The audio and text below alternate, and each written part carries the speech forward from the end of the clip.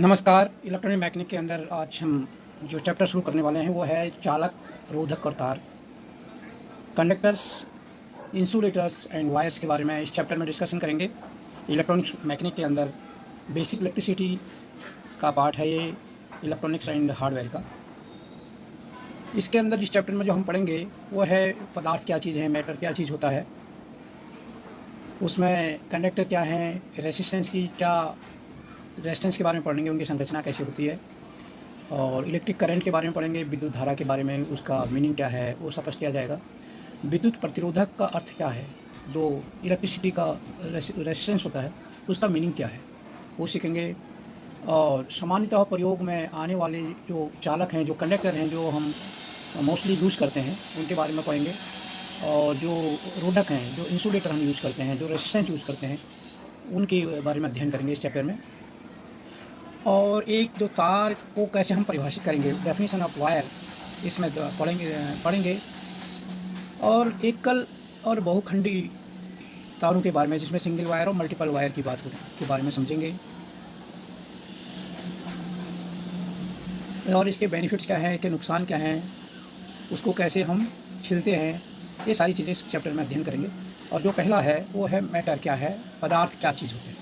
पदार्थों के बारे में अध्ययन है कि पदार्थ क्या चीज़ है। यह जिसे कोई देख और स्पर्श कर सकता है, उपयोग में ला सकता है, वह पदार्थ होता है। यानी ये टेंजेबल है, जिसे हम छू सकते हैं, स्पर्श कर सकते हैं और उसे यूज कर सकते हैं, उसे हम पदार्थ कहते हैं। जिसमें अपना वजन होता है और जो स्थान घेरता है, जो कोई स्पेस लेता है, उसका अपना वेट होता है, उसे हम पदार्थ कहते हैं। पदार्थ लकड़ी, पत्थर, धातु की भांति, ठोस, जल या अल्कोहल की भांति, जैसे की भांति हो सकता है, या फिर ऑक्सीजन, हाइड्रोजन, कार्बन डाइऑक्साइड की तरह भी गैस, जैसे गैस है वैसे भी हो सकता है। ये सारे को हम पदार्थ बोलते हैं। पदार्थ के सूक्ष्म कणों से बना होता है। जो भी पदार्थ है, जो भी मैटर है, वो क्या होता है, बहुत सूक्ष्म कणों से बना होता है, माइक्रो पार्टिकल से बना होता है, जिन्हें मॉलिक्यूल्स कहते हैं। उसके जो छोटे कणों ने मॉलिक्यूल कहते हैं। मॉलिक्यूल्स और भी सूक्ष्म कणों से बने होते हैं, और जो मॉलिक्यूल्स होते हैं, जो जिन्हें हम सूक्ष्म कण कह रहे हैं, वो भी उससे भी बहुत छोटे कणों से बने होते हैं, और उन सूक्ष्म कणों को एटम कहते हैं। ठीक है। और एटम उससे भी अधिक सूक्ष्म कणों से बना होता है। अब मॉलिक्यूल बना एटम से, एटम भी सूक्ष्म कणों से बना होता है, और उन सूक्ष्म कणों को हम क्या बोलते हैं, प्रोटॉन, न्यूट्रॉन और इलेक्ट्रॉन। यानी कोई भी मैटर काफ़ी सूक्ष्म कणों से बना होता है, माइक्रो पार्टिकल से बना होता है, वो भी उससे भी जो छोटे कण होते हैं उनसे बना होता है, उन्हें हम मॉलिक्यूल्स कहते हैं, वो एटम बोलते हैं। और एटम भी बहुत छोटे कणों से बना होता है, जिन्हें हम 3 भागों में बांटते हैं। पहला प्रोटॉन, दूसरा न्यूट्रॉन और तीसरा इलेक्ट्रॉन के नाम से जाना जाता है। अब हम आपको यहाँ पे एक फिगर दिखाएंगे। ये फिगर है, ये है आपका मैटर, जिसे हम क्या बोल रहे हैं, पदार्थ बोल रहे हैं। ये मॉलिक्यूल्स है इसमें, और ये है molecule made up of one of more type of atom. इसमें ये कई एटम है। अब इसमें ये इस तरीके से इसमें वो है इलेक्ट्रॉन, न्यूट्रॉन और प्रोटॉन इसमें होते हैं। तो जो एटम बना होता है, एटम उससे बना होता है, इलेक्ट्रॉन, प्रोटॉन और न्यूट्रॉन से। ये आपको यहाँ पे आप देख सकते हैं।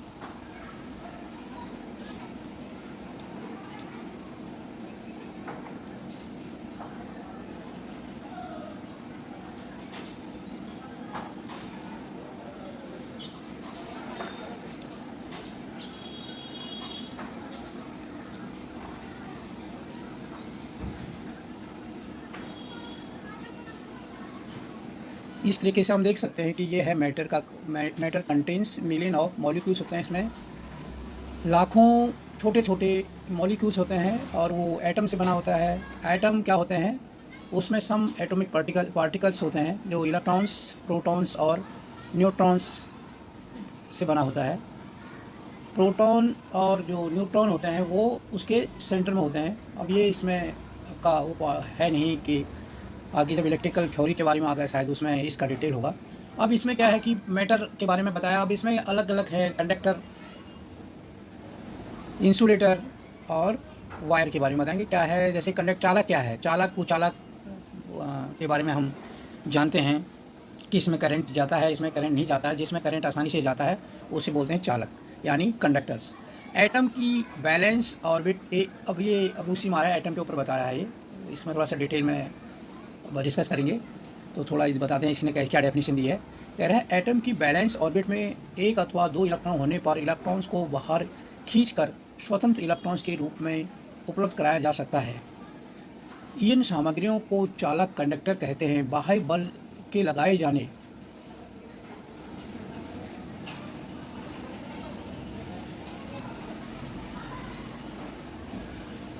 पर इलेक्ट्रॉन चालन में भागीदारी के लिए स्वतंत्र हो जाता है। फिगर 2 के अनुसार इलेक्ट्रॉन प्रभाव, जो इलेक्ट्रॉनों का फ्लो है, flow of electron is called electricity.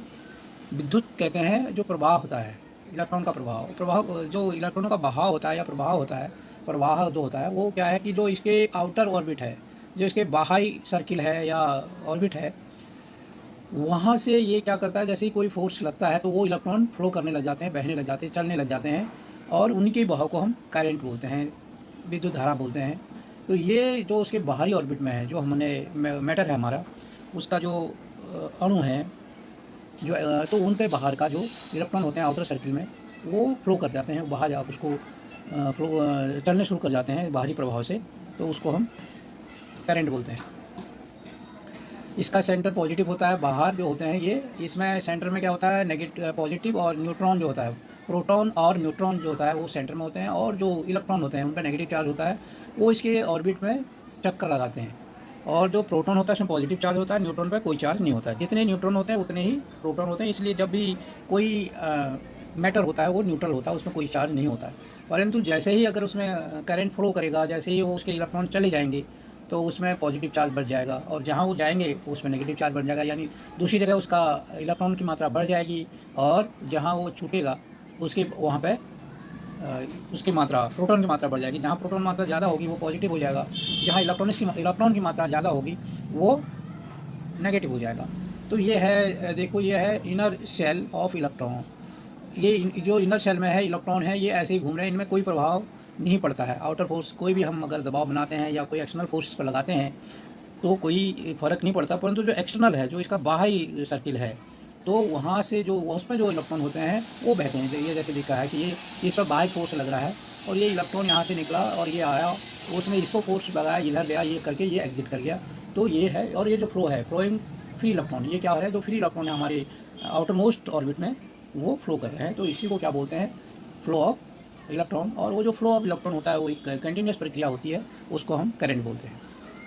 अब ये है कि ये तांबे के परमाणु में एक बैलेंस इलेक्ट्रॉन होता है, कॉपर, तांबा मीन्स कॉपर, उसके जो आउटर सर्किल होता है उसमें केवल एक इलेक्ट्रॉन होता है, इसलिए तांबा विद्युत का अच्छा चालक है। या जिसमें कम से कम वो होंगे 1-2, तो वो अच्छा कंडक्टर होगा, अच्छा चालक होगा। दूसरे शब्द में इसकी चालकता की हुक्म होता है तांबा, इसलिए कॉपर की जो बाहरी ऑर्बिट है उसमें केवल एक इलेक्ट्रॉन है, तो जैसे ही एक्सटर्नल उसमें वो लगता है, कोई भी फोर्स लगता है, तो उसका इलेक्ट्रॉन जंप कर जाता है तुरंत। तो ये इसलिए तांबा क्या है, बहुत अच्छा कंडक्टर है बिजली का।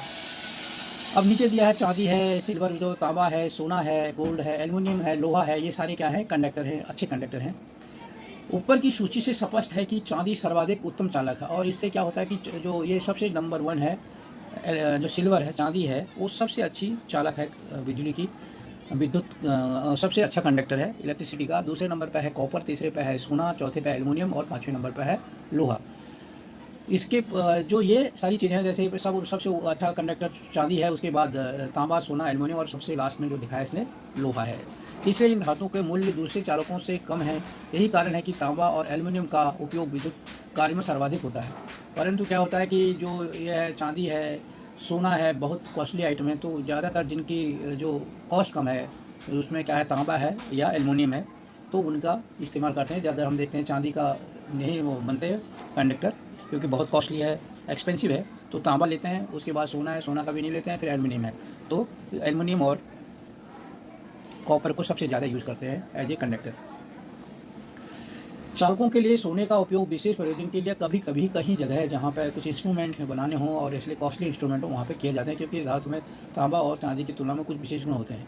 अब है इंसुलेटर क्या है, ये था चालक। चालक में क्या है कि उसके आउटर मोस्ट में 1 और 2 इलेक्ट्रॉन होते हैं, और जैसे ही बाहरी फोर्स लगता है तो इलेक्ट्रॉन फ्लो कर जाते हैं और करंट बहने लग जाता है। अब इसके उल्टा जो इंसुलेटर है उनमें क्या होता है, यदि परमाणु के बैलेंस इलेक्ट्रॉन की संख्या 5, 6, 7 अथवा 8 है तो उसकी प्रवृत्ति परमाणु से बंधे रहने की होती है। अब क्या होता है कि जैसे आउटर ये 5, 6, 7 या 5, 6, 7 एंड 8 जो बात बता रही है, ये क्या है, क्लोज टू बैलेंस है, यानी नियर अबाउट। जैसे इस 8 जब बाहरी ऑर्बिट में 8 हो जाता है तो ये सेचुरेशन में आ जाता है, एकदम इंसुलेटर में करंट फ्लो करता ही नहीं है, तो 100% इंसुलेटर होता है। और उससे थोड़ा जो कम होता है, जैसे अगर 4 है तो 4 भी कंडक्टर है, वो पॉजिटिव नेगेटिव दोनों कर सकता है या बॉन्ड बॉन्ड बना लेता है। परंतु जहाँ पे आउटर मोस्ट में 5 इलेक्ट्रॉन हो तो वो इलेक्ट्रॉन अपने ऑर्बिट को नहीं छोड़ते, वो अपने सेंटर से बंधे हुए होते हैं, या 6, 7 हो तो वो मुश्किल, तो ऐसे जो रेसिस्ट करते हैं उन पर ज़्यादा करंट फ्लो करना पड़ता है, ज़्यादा लगाओ करंट लगाओगे तब मुश्किल से वो अपने ऑर्बिट को छोड़ सकते हैं, या फिर तब भी नहीं छोड़ते। तो वो अपने और उससे सेंटर से बंधे रहना चाहते हैं, इसलिए इनको बाह्य ऊर्जा अर्पित की जाए तो भी ये बहुत कम अथवा कोई भी इलेक्ट्रॉन अपने कक्ष से बाहर आकर स्वतंत्र इलेक्ट्रॉन के रूप में उपलब्ध नहीं होता। यानी बाहरी फोर्स भी अगर हम बहुत ज़्यादा लगा दें तब भी अगर निकलेगा तो बहुत कम इलेक्ट्रॉन निकलेंगे, नहीं तो निकलते ही नहीं हैं। तो जब ऐसी प्रवृत्ति होती है जिस मैटर की, उसे बोलते हैं इंसुलेटर।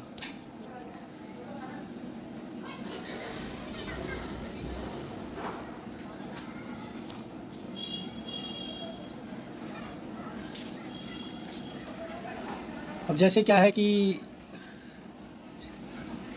ये सुचालक नहीं होते हैं और ये अचालक या रोधक होते हैं, इसलिए इनको अब घटते क्रम में क्या है, सबसे ज़्यादा जो मतलब जिसमें कुछ संभावनाएं हो सकती हैं वो है पोर्सिलीन, उसके बाद कांच, फिर प्लास्टिक, फिर रबड़, कागज़, वाई और लकड़ी, इनमें तो बहुत ना के बराबर है। यानी सबसे ज़्यादा जो इंसुलेटर है या रोधक है तो वो क्या है, कुचालक है बिजली का, वो है लकड़ी, उसके बाद वायु, फिर कागज़, यानी लकड़ी, सूखी लकड़ी में करंट बिल्कुल नहीं जाता, उसके बाद वायु में भी करंट नहीं जाता क्योंकि वायु के पार्टिकल से बहुत दूर दूर रहते हैं, कागज़ में भी नहीं जाता, रबड़ में भी नहीं जाता, प्लास्टिक में भी नहीं जाता और कांच में भी नहीं जाता और पोर्सिलीन में भी नहीं जाता। और ये इस क्रम में है कि सबसे जो लकड़ी है सूखी लकड़ी, उसमें तो कोई चांस ही नहीं है। अब है सेमी कंडक्टर।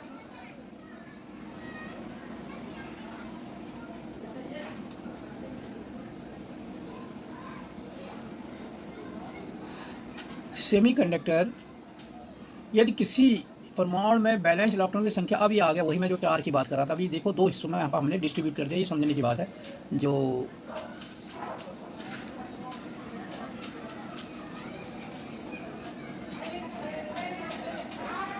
इलेक्ट्रॉन्स का जो डिस्ट्रीब्यूशन होता है सेंटर से लेके उसके बाहरी ऑर्बिट में, तो आउटर मोस्ट ऑर्बिट में अगर 5, 6, 7 इलेक्ट्रॉन हो या फिर 8 के बाद तो बैलेंस हो जाता है, वो उसके बाद वो एकदम उसमें चाहे करंट फ्लो करेगा ही नहीं, सेचुरेशन पोजीशन होती है 8 की, तो वो इंसुलेटर की ओर बढ़ते हैं।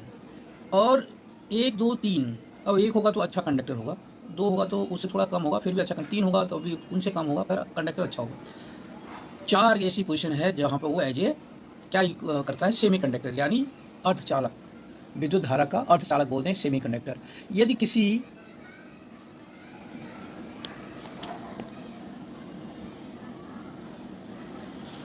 किसी परमाणु के बैलेंस इलेक्ट्रॉन उसे कहते हैं जो आउटर मोस्ट ऑर्बिट में जो इलेक्ट्रॉन होते हैं उन्हें कहते हैं बैलेंस इलेक्ट्रॉन। बैलेंस इलेक्ट्रॉन 4 हों तो इस प्रकार के परमाणु से बना जो पदार्थ होता है वो अर्धचालक सेमीकंडक्टर होता है। अर्धचालक मीन्स सेमीकंडक्टर होता है और इनके अभिलक्षणिक गुण चालक तथा रोधक के बीच में होते हैं। अब ये जो हम सेमीकंडक्टर की बात कर रहे हैं, ये इलेक्ट्रिकल जब हम की बात करेंगे तो क्योंकि ये इलेक्ट्रॉनिक मैकेनिक की जो की ओर हम बढ़ रहे हैं और इलेक्ट्रॉनिक में सारा जो रोल है, सारा जो खेल है वो इसी सेमीकंडक्टर का है। कंडक्टर का जो है महत्वपूर्ण रोल है, जो एक बहुत बड़ा चेंज आया है आज जो मॉडर्न लाइफ में, वो इसी सेमीकंडक्टर का रोल है। तो यहाँ पे तो ज़्यादा इसका होगा नहीं, आगे जब हम बढ़ेंगे तो इसकी बहुत बड़ा अध्ययन करेंगे डिटेल में। तो ये जो होता है इसमें इसके आउटर मोस्ट, जिस मैटर के आउटर मोस्ट सर्किल में 4 इलेक्ट्रॉन होते हैं वो अर्धचालक होता है, सेमीकंडक्टर होता है। और इसका गुण जो होता है चालक तथा जो रेसिस्ट रोधक है कंडक्टर और इंसुलेटर के बीच का होता है। अर्धचालकों की चालकता उस तापमान पर भी निर्भर करती है जिससे उन्हें, और उसका जो टेम्परेचर पर भी निर्भर करती है इनकी चालकता। कभी कभी क्या होता है, जैसे हम टेम्परेचर वेरी करते हैं कोई, क्योंकि टेम्परेचर से एक बाहरी उसको ऊर्जा मिलती है हमारे इलेक्ट्रॉन को, और उससे भी इनका जब हम सेमीकंडक्टर के आगे स्टडी करेंगे तो वहाँ पे ये बताएंगे कि हम कैसे एक सेमीकंडक्टर से हम कैसे, जैसे आज आपका सारा इलेक्ट्रॉनिक्स का ज़माना है तो वो कैसे वर्क करता है, एक्सटर्नल फोर्स से या बाहरी दो अगर कुछ उसका टेम्परेचर चेंज करते हैं तो कैसे बिहेव करता है वो आगे बताएंगे। तो वो उस पर भी निर्भर करता है कि उसका टेम्परेचर क्या है। जब इसमें बता रहा है कि क्या है कि कम तापमान पर, तो ये क्या होता है, कम तापमान पर चालक एक रोधक की भांति व्यवहार करता है और इसका तापमान हल्का सा बढ़ा देता है तो कंडक्टर हो जाता है। सिलिकॉन तथा जर्मेनियम अति उपयोग में आने वाले अर्धचालक है, सिलिकॉन और जर्मेनियम। तो ये आगे जब उसकी बात करेंगे, सेमीकंडक्टर का अध्ययन करेंगे, डायोड, ट्रांजिस्टर, ऐसी और जो माइक्रो प्रोसेसर, ये सारी चीज़ें आपके कंप्यूटर और इनमें चीज़ों में लगते हैं और वो वहाँ पे ये सारी चीज़ें डिस्कस करेंगे। अभी केवल बेसिक इलेक्ट्रिसिटी का ये चैप्टर है, उसमें इसी के बारे में हम अध्ययन करेंगे। अब है इलेक्ट्रिक करंट फ्लो, विद्युत धारा प्रवाह। इलेक्ट्रॉन्स की गति विद्युत चालन अथवा विद्युत धारा कहलाती है। जब इलेक्ट्रॉन का मूवमेंट, फ्लो ऑफ इलेक्ट्रॉन्स बता रहे थे, जब इलेक्ट्रॉन की जो गति होती है, जैसे ही कोई एक्सटर्नल फोर्स उस पर लगाया तो उसके जो एक्सटर्नल वो थे, जो आउटर मोस्ट ऑर्बिट में जो इलेक्ट्रॉन थे वो फ्लो कर गए थे और उनके फ्लो को हम क्या कहते हैं, करंट कहते हैं। तो इलेक्ट्रॉन्स की गति को विद्युत चालन कहते हैं या flow of electron is called electric current. और वही जब बाह्य ऊर्जा की आपूर्ति नहीं होती है तो चालक के स्वतंत्र इलेक्ट्रॉन चालक के अंदर परमाणु से परमाणु तक गति करते हैं, लेकिन यह गति चालक में किसी व्यवस्थित प्रकार से न होकर यादृच्छिक होती है। इसीलिए जब चालक एक अंत से दूसरे अंत तक सकल रूप से देखा जाता है तो धारा शून्य होती है। जब क्योंकि इलेक्ट्रॉन्स और प्रोटॉन की मात्रा हमेशा किसी भी मैटर में, चाहे वो कंडक्टर हो, चाहे वो इंसुलेटर हो, चाहे वो सेमीकंडक्टर हो, सब में बराबर होती है। तो जब हम कोई एक्सटर्नल फोर्स नहीं लगाते हैं तो क्या होता है, उसमें कोई करंट नहीं होता। जब जैसे हम बाहरी फोर्स लगाएंगे तभी होगा। जब हम ऐसे नापेंगे किसी को कि इसमें करंट कितना बह रहा है, कितना करंट अगर मीटर से नापेंगे तो जीरो करंट हमको नजर आएगा। लेकिन जब कोई बाहरी बल इस पर लगता है, क्योंकि हमें जैसे ही कोई हम तांबा का टुकड़ा लिया, हमने अच्छा कंडक्टर है और उसके देखा करंट मेजर किया तो हमको करंट कितना मिलेगा, जीरो मिलेगा। परंतु जैसे ही बाहरी फोर्स लगाते हैं, जैसे हम कहते हैं कि किसी बैटरी से जोड़ दिया उसको, तो बैटरी से जोड़ने का मतलब क्या है, हम उसको कोई बाहरी फोर्स लगा रहे हैं और वो जैसे ही लगता है तो उसके जो इलेक्ट्रॉन आते हैं उनमें फ्लो आ जाता है, उनमें गति आ जाती है और इसके फलस्वरूप क्या होता है, तो तार में करंट बहना शुरू हो जाता है। अब जो तांबा है, हम वो मैटर तांबा की आपको एक तार दिखाई दे रही है, पर अंदर उसका कंस्ट्रक्शन छोटे छोटे कई कणों से बनी है, उनमें अलग अलग छोटे छोटे मॉलिक्यूल्स हैं और उनके भी छोटे छोटे अणु हैं। वो अणु भी क्या है कि इलेक्ट्रॉन, प्रोटॉन, न्यूट्रॉन से बने हैं और उनमें सब में जो छोटा छोटा कंस्ट्रक्शन करके बने हुए हैं। जैसे हम एक लाइन की बात करते हैं तो लाइन जब खींचती है तो क्या होता है कि एक छोटा सा डॉट डालते हैं और कई डॉटों को मिलकर एक लाइन बनती है। वैसे ही जब हम कॉपर की वायर की बात कर रहे हैं, वो छोटे छोटे ऐसे कई मॉलिक्यूल से बने, छोटे अणु से बने हैं। उन अणुओं के अंदर भी हमारे क्या है, प्रोटॉन है, न्यूट्रॉन है, इलेक्ट्रॉन है। तो जो बाहरी करंट जब लगता है तो उनके जो इलेक्ट्रॉन है वो फ्लो करने लग जाते हैं और उनके बहने से करंट बहती है और हमें करंट दिखाई देती है। मतलब हम मीटर में नापते हैं तो लगता है कि करंट दिखाई देती है, मेजर होती है। तो ये है क्या कि जो उसके अंदर इलेक्ट्रॉन थे वो बहने लग जाते हैं। तो flow of electron is called current. तो जो प्रवाह है इलेक्ट्रॉन का, उसी को हम धारा, विद्युत धारा कहते हैं और ये विशेष दिशा प्रदान करके इस प्रक्रिया को विद्युत धारा प्रवाह कहते हैं। और ये उसके ऊपर जब हम बैटरी से जोड़ते हैं, कोशिश करते हैं तो हमको ये सब दिखाई देता है। अब क्या है कि इलेक्ट्रिकल रेसिस्टेंस क्या है। अब क्योंकि अभी हम बात कर रहे थे इंसुलेटर की, करंट नहीं बहने की, अब एक बात आती है कि रेसिस्टेंस क्या है। जब चालक के इलेक्ट्रॉन से गति करने को बाध्य किया जाता है, जब हम किसी कंडक्टर को, चालक मीन्स कंडक्टर के इलेक्ट्रॉनों को हमने बाह्य फोर्स लगाया और उनको चलने के लिए बाध्य किया, मजबूर किया कि वो फ्लो करें, तो क्या होता है, इस व्यवस्थित गति को एक कोई ना कोई चीज़ उसको रोकने की कोशिश करती है। कहीं पर अगर कोई चीज़ वो मूवमेंट हो रहा है तो उस मूवमेंट को उसका कोई एक फोर्स होता है जो रोकने की कोशिश करता है, और जो रोकने की कोशिश करता है स्वतंत्र उस इलेक्ट्रॉन को के फ्लो को, उसको ही रेजिस्टेंस बोलते हैं। स्वतंत्र इलेक्ट्रॉन को अनेक परमाणु तथा पथ के कुछ अन्य प्रकार से बाधाओं का, जब वो जो इलेक्ट्रॉन है आउटर मोस्ट ऑर्बिट में, जिन्हें फ्री इलेक्ट्रॉन कहते हैं, तो फ्री इलेक्ट्रॉन को जब उनका फ्लो, बाहरी फोर्स लगता है और उनके फ्लो में तो कुछ रुकावटें आती हैं और उसके कई कारण होते हैं। और वो जो रुकावट है उसको हम क्या बोलते हैं, विद्युत प्रतिरोध कहते हैं या इलेक्ट्रिकल रेसिस्टेंस बोलते हैं। इलेक्ट्रॉन के स्वतंत्र प्रवाह में इस बाधा के कारण इलेक्ट्रॉन्स की कुछ ऊर्जा चालक की कार्य में ऊष्मा के रूप में प्रकट, और इससे क्या होती है, जो वो रेजिस्टेंस की वजह से उसमें कुछ ऊष्मा यानी हीट जनरेट होती है। जो वायर हमारी गर्म होते हैं वो रेजिस्टेंस की वजह से होते हैं। तो ये जो रेजिस्टेंस की वजह से कुछ ऊर्जा लॉस हुई और वो हमें किसके रूप में मिलती है, हीट के रूप में या ऊष्मा के रूप में मिलती है। इस प्रकार उत्पन्न ऊष्मा का निष्कासन का यह गुण विद्युत इस्त्री, या जैसे हम हीटर जलाते हैं, एक जो हमारी प्रेस है या सोल्डिंग आयरन है या जो भी हमारा जो फिलामेंट वाला, पहले अभी तो इस एलईडी बल्ब या CFL दूसरी चीज़ आ गए हैं, तो जो फिलामेंट टंगस्टन का फिलामेंट लगता था, वो सारी चीज़ें इसी थ्योरी पे है। जब हाई रेजिस्टेंस में उस करंट को फ्लो कराते हैं तो क्या होता है कि वो सारी चीज़ें उसकी वहाँ पे जो रेजिस्टेंस है वो रुकता है, और वो करंट से ऊष्मा जनरेट होती है, हीट जनरेट होती है, और वो बल्ब जलता है। उसकी जो फिलामेंट जब जलती है तो हमको रोशनी दिखाई देती है। वैसे हीटर में, वैसे हमारे जो प्रेस है, तो उसमें भी वो भी इसी थ्योरी पे काम करता है। अब वही अभी आपकी तार क्या है, वायर्स क्या है? वायर्स पतले ठोस बेलनाकार डोरी के रूप में कार्बन खींचने की प्रक्रिया धातु सुचालक विद्युत तार कहलाता है, जो धातु का सुचालक होता है, और उसको पतले बेलनाकार तार में हम बांध देते हैं, उसी को बेलनाकार शेप में कन्वर्ट कर देते हैं, और उसको बोलते हैं तार, बोलते हैं उसको, वायर बोलते हैं। और इनका जो उपयोग होता है वो हम इलेक्ट्रिकल इलेक्ट्रॉनिक्स दोनों सर्किटों में करते हैं। जब हम इलेक्ट्रॉनिक्स की डिटेल, क्योंकि अभी इलेक्ट्रिसिटी के बारे में पढ़ रहे हैं, अब इलेक्ट्रॉनिक के बारे में डिटेल में आएंगे, तो वहाँ भी इन वायरों का हम प्रयोग करते हैं दोनों पॉइंटों को जोड़ने के लिए। और उनको जोड़ने से हमारा उनसे, क्योंकि कंडक्टर होते हैं, ये धारा के करंट के सुचालक होते हैं, बिजली के सुचालक होते हैं, तो इनमें करंट फ्लो करना शुरू हो जाता है, करंट बहना शुरू हो जाता है। सभी तारों में कम से कम उसमें कम से कम एक वायर होनी चाहिए, क्योंकि मल्टीपल वायर भी होते हैं, सिंगल कोर भी होते हैं, मल्टीपल कोर भी होते हैं, तो कम से कम एक कोर होनी चाहिए। और जो विद्युत चालक योग होती है, इसको चालक के नाम से जाना जाता है, इसको कंडक्टर के नाम से जाना जाता है, जो वायर होती है। और के अनुसार विद्युत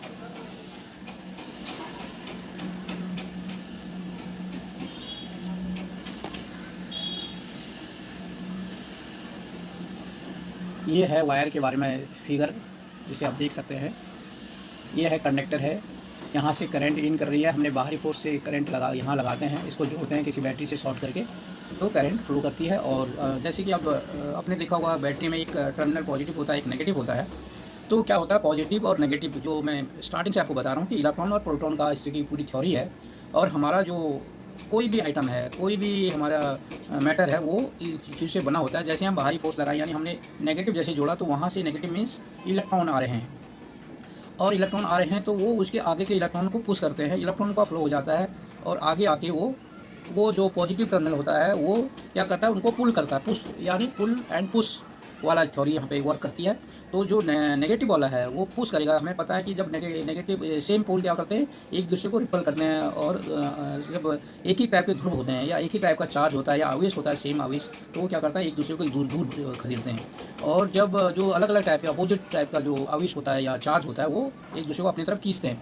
तो जैसे हम बैटरी से जोड़ते हैं किसी तार को, किसी सर्किट को, और उसको क्लोज करते हैं, तो क्या होता है कि जो नेगेटिव पोल होता है वो वहाँ से इलेक्ट्रॉन को पुश कर देता है, और आगे जो पॉजिटिव पर हम उसको जोड़ते हैं तो पॉजिटिव वाला उनको अपनी ओर खींचता है। और ये सारी प्रक्रिया में इलेक्ट्रॉनों का फ्लो होता है। तो वो एक सर्किट टाइप का बन जाता है कि वो नेगेटिव से जाते हैं, पॉजिटिव से फिर बैटरी में जाते हैं, फिर बैटरी से वही सर्किट बना के वापस आके वही प्रक्रिया उनकी चलती है, और चार्ज डिस्चार्ज होता है। जैसे कहते हैं बैटरी डिस्चार्ज हो गई है, बैटरी अब दोबारा चार्ज करनी है, उस दौरान भी यही प्रक्रिया होती है। जो इतनी बैटरी आपने यूज़ की, उसको फिर वो क्या करता है कि दोबारा चार्ज करता है। उसके फिर एक साइड इलेक्ट्रॉन आ जाते हैं, वो जो टर्मिनल आपका है नेगेटिव वाला, उसके पास सारे इलेक्ट्रॉन इकट्ठे हो जाते हैं, और जब सारे इलेक्ट्रॉन उसके पास इकट्ठे हो जाते हैं तो दूसरा वाला ऑटोमेटिकली पॉजिटिव हो जाता है।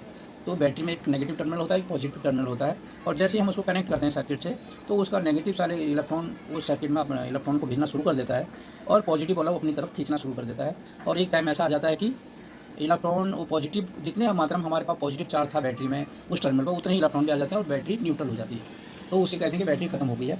और ये प्रक्रिया फिर हम उसको दोबारा चार्ज करते हैं, और चार्ज के दौरान भी यही होता है। वो चार्ज क्या करता है कि उनको फिर इलेक्ट्रॉनों को एक साइड में अलग इकट्ठे कर देता है, और बैटरी फिर पॉजिटिव नेगेटिव दोनों टर्मिनल उसके अपने डिफरेंस जो होता है, पोटेंशियल डिफरेंस होता है, वो क्रिएट कर देता है। जैसे हम कहते हैं कि बैटरी इतने वोल्टेज दिखा रही है, वो क्या है कि पोटेंशियल डिफरेंस है नेगेटिव और पॉजिटिव के बीच में।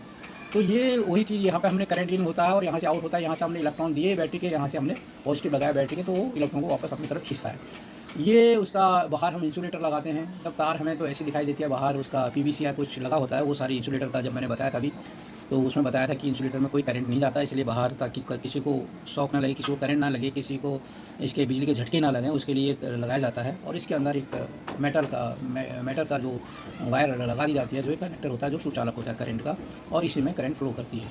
और ये किसका हो सकता है, ये एल्युमिनियम, तांबा जैसे उत्तम से अति उत्तम चालक पदार्थ तारों से प्रयुक्त होते हैं। या तांबा यूज़ करते हैं या एल्युमिनियम यूज़ करते हैं, वैसे तांबे से अच्छा वो है सिल्वर है, और एल्युमिनियम से अच्छा गोल्ड है, परंतु कॉस्टली है, इसलिए मोस्टली तांबा और एल्युमिनियम को यूज़ करते हैं। अब है सिंगल स्ट्रैंड वायर। ये है जिसके अंदर केवल एक वो होती है सिंगल स्ट्रैंड वायर। कंडक्टर में मल्टीपल स्ट्रैंड वायर है और ये सिंगल है। तो के अनुसार प्रत्येक तार में चालक में केवल एक धातु की वो होती है, वायर होती है, तो उसको एकल सिंगल कोर वायर कहते हैं तथा साधारणतः हुकअप वायर में जाना जाता है। इस तार का उपयोग साधारणतः इलेक्ट्रॉनिक, जैसे हम जब इलेक्ट्रॉनिक्स से पढ़ेंगे तो वहाँ पे क्या करते हैं, सिंगल वायर यूज करते हैं, वहाँ पे मल्टीपल वायर यूज नहीं होती है। वो क्यों होती है, वो जब हम इलेक्ट्रॉनिक्स में जाएंगे तब बढ़ेंगे, क्योंकि इलेक्ट्रॉनिक में जो करंट होता है वो भी डीसी करंट यूज़ होता है, तो थोड़ा सा यहाँ पर थोड़ा चेंजिंग आएगा। और जब हम इलेक्ट्रिकल की बात करते हैं तो उसमें एसी करंट होता है, तो ये सारी चीज़ें आगे जाके चर्चा करेंगे। परंतु यहाँ पे है सिंगल कोर और मल्टीपल कोर है। सिंगल कोर हम जिसमें केवल एक वायर होती है, और मल्टीपल कोर में ज़्यादा तारें होती हैं, ये यहाँ पर समझने की ज़रूरत है। ये मल्टीपल कोर है, कई तारे दिखाई दे रही होंगे फिगर में, ये इसमें कई तारे हैं, इकट्ठे उनको बोल दिया, उसमें एक तार थी, बस ये डिफरेंस है। और मल्टी स्ट्रैंड वायर्स और सिंगल स्ट्रैंड वायर। अब एक अधिक नम्य होने के किसी भी दिशा में स्वतंत्रता से पूर्व अब ये जो कह रहा है कि मल्टीपल जो कोर वायर है और जो सिंगल कोर वायर है, उसमें क्या होता है, ज़्यादा होते हैं तो इसमें फ्लेक्सिबिलिटी अच्छी होती है, कैसे भी इधर को भी हम आराम से मोड़ सकते हैं। अगर हम उतनी मोटी अगर सिंगल वायर कर देंगे तो उसको ट्विस्ट करने में, उसको मोड़ने में दिक्कत होगी, और रुक होने के कारण जो इसको झुकाने में, इसको काटने में, सिंगल अगर एक ही तार होगी इतनी मोटी तो दिक्कत होगी, और अगर हम मल्टीपल वायर लगाएंगे तो दिक्कत नहीं होगी। समान विस्तार की। और इसमें क्या होता है कि अब यहाँ पर वो चीज़ इसने थोड़ा सा बताया, ज़्यादा डेफिनेशन इसने कभी क्लियर नहीं की, परंतु अगर डिस्टेंस बराबर है, दोनों वायर बराबर लंबी हैं, और एक सिंगल कोर वायर है, एक मल्टीपल कोर वायर है, तो मल्टीपल कोर वायर में ज़्यादा करंट फ्लो करेगा। और जो कोर है उनके बीच वायु का अंतराल होने से शीतकाल में प्रभाव अधिक प्रभावी होते हैं। और जब ये क्या होते हैं कि जब मल्टीपल कोर होती है तो इनके बीच में क्या होता है कि एयर होता है, तो उसकी वजह से ये जो इनका वो होता है, वो रिजल्ट होते हैं वो बेहतर होते हैं उससे। जो कोर और जो मैग्नेटिक फील्ड होता है, जो चुंबकीय क्षेत्र होता है, उसका प्रभाव को ये निरस्त कर देते हैं, जो सिंगल कोर वाले होते हैं। और वो जो मल्टीपल कोर वाले हैं वो चुंबकीय फील्ड, मैग्नेटिक फील्ड को का जो इफेक्ट है उसको न्यूट्रलाइज कर देते हैं। परंतु जो सिंगल कोर होता है, जो कंडक्टर बीच में यूज़ करता है, जैसे किसी चुंबकीय फील्ड में एक कंडक्टर को रख दो तो वो ऐसा काम करता है। तो ये जब आगे पढ़ेंगे तो वो वाली थ्योरी में सिंगल कोर की वायर यूज़ करते हैं। अब है हम जो आगे पढ़ेंगे कि तार की स्कीमिंग कैसे करेंगे। आगे पढ़ेंगे हम तार को कैसे छीलेंगे, और वो विधि यहाँ पर पढ़ेंगे। तार को विद्युत तथा इलेक्ट्रिक परिपथ को जब हम बनाते हैं तो वहाँ पर हमको तार को जो बाहर पीवीसी हम दिखा रहे थे वो पीवीसी को हटाने की जरूरत पड़ती है।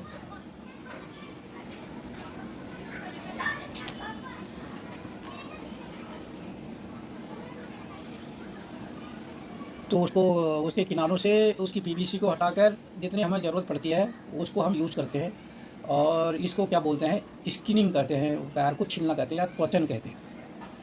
त्वचन के लिए कई विधियों और औजारों का प्रयोग किया जाता है, चाकू से भी या ब्लेड से भी हम इसको छील सकते हैं।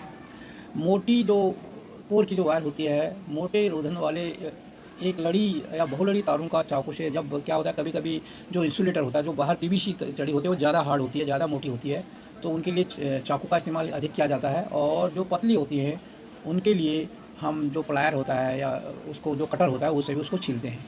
और जब वो और इनके लिए वो भी होते हैं, अलग अलग टूल्स भी होते हैं, और उन टूल्सों से भी इनका हम जो हो सकते हैं इनको छील सकते हैं। ये जब प्रैक्टिकल होगा उसमें दिखाएंगे। ये टूल्स हैं जो हम उसको यूज़ करते हैं छीलने के लिए। ये है मैनुअल वायर स्ट्रिपर है, इससे छीलते हैं। और ये mechanical wire stripper cleaning job clean करने के लिए अलग अलग टाइप के टूल्स हैं जिससे हम उसको छीलने में मदद करते हैं वायरों को। ये था आज का कि तार क्या होते हैं, कंडक्टर क्या है, सेमीकंडक्टर क्या है, इंसुलेटर क्या है, ये था। और अगले जो हम बताएंगे कंडक्टर, इंसुलेटर और सेमीकंडक्टर के ऊपर फोकस करेंगे।